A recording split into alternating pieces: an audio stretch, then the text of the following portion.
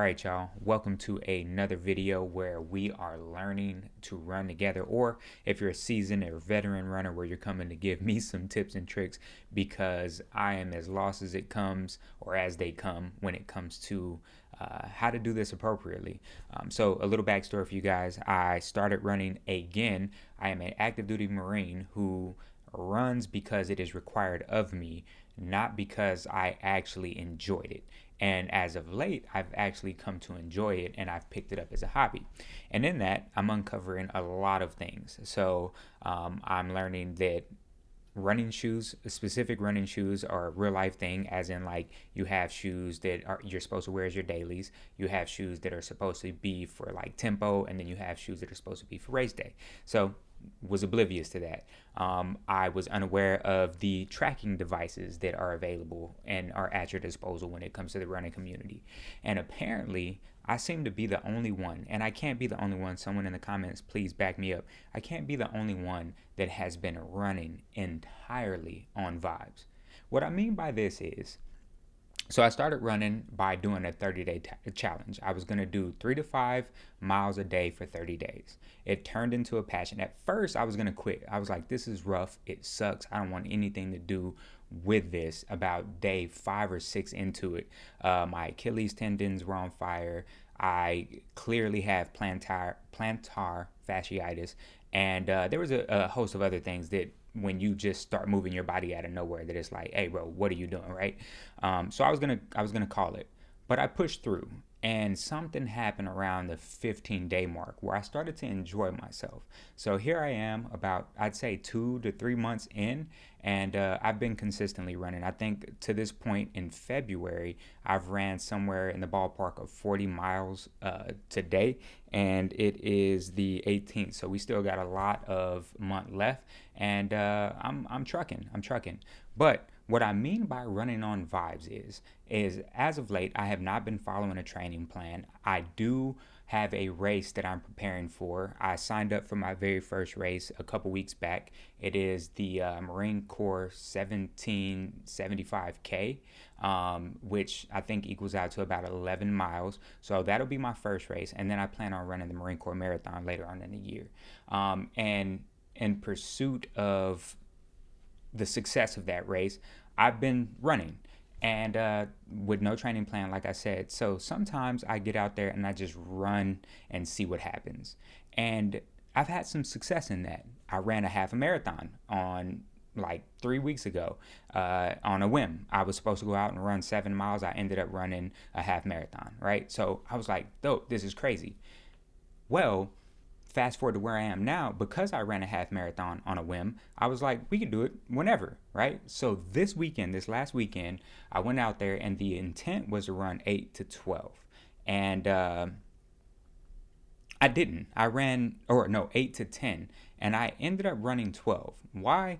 Because one, I haven't really gotten the route mapped for me to run 8 to 10 miles. I was just, again, running on vibes.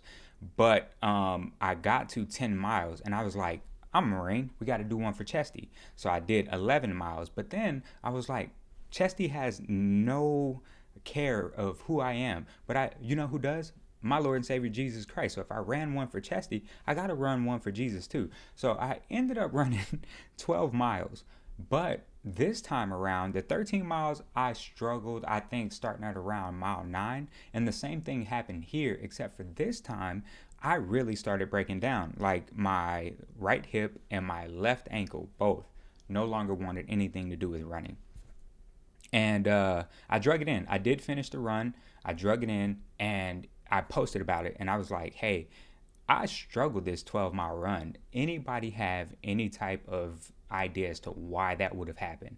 And immediately, the first question that everybody asked me was, did you take any gels? Did you have any electrolytes? Did you take water with you? And the answer to all three of these things is a astounding no. And on top of that, I changed up what I ran in. And here's the thing. I talked so highly about, and I still to this day believe that this is my favorite shoe for my daily, right? So I ran in my Rebel 5s, my V5s, and they were good. They held up. I was able to keep a decent pace. They still felt soft and bouncy as I was running, but I also wore some socks that were from TJ Maxx instead of my Features. So shameless plug to Features. No, they're not paying me to say this, but I will say that every time that I have ran in Features, I have never had any hot spots on my feet. I have never had anything crazy going on. But this time I ran in socks that I just bought off the shelf at TJ Maxx, and all four of my toes on my left, my smaller toes on my left foot, on fire the entire time. So Features, good job. I highly recommend those socks if you don't run in them.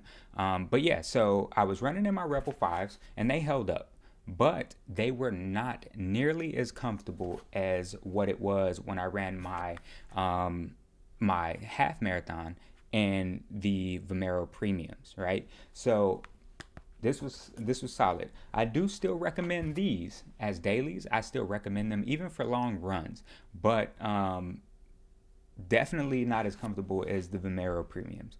So I say all that to say, again, please, someone help me and tell me that I am not the only one that's out here running on vibes. For all those that do know what a proper electrolyte / water regimen looks like, please drop in the comments the gels that you're taking, why you're taking them, if there are any that are more natural, because the last thing I want to do is bog my body down with a bunch of chemicals that, and I get it, like the majority of what you're going to see is probably chemicals in these things, but I'm sure that there is an alternative option out there that isn't just full of chemicals. So drop your recommendations down. I did get a lot of friends that sent me running belts, so I'm going to be trying some of those out, and the next time that I decide to run anything over 10 miles, I am definitely going to take some water out there with me and potentially at least one gel. So hook a brother up and let me know what you guys recommend. And please stick around for the journey. I'm learning day by day. I'm still trying to figure out, what the different, when they say the stack, the midsole, whatever, what the shoe is meant to strike, whether it's the heel strike, mid strike, or toe foot forward strike, whatever it's called. So I'm still learning on that stuff. So again, stick around for the journey, learn with me, and I'll see you guys in the next video and on the road.